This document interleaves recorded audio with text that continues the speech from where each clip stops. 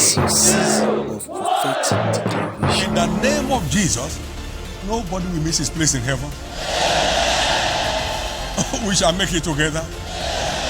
Anyone that touches you goes for you. Anyone that touches what belongs to you goes for you.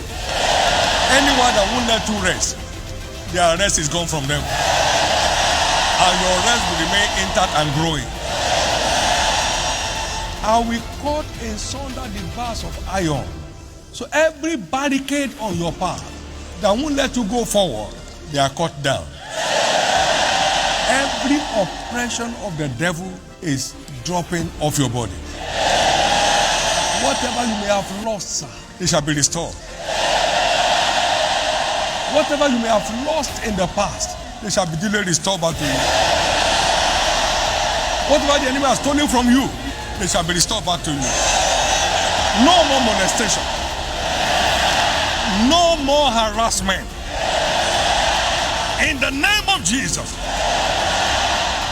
And then come to every area of depression in your life. You won't know depression again. Anxieties will be over in your life. Apprehension will be over in your life.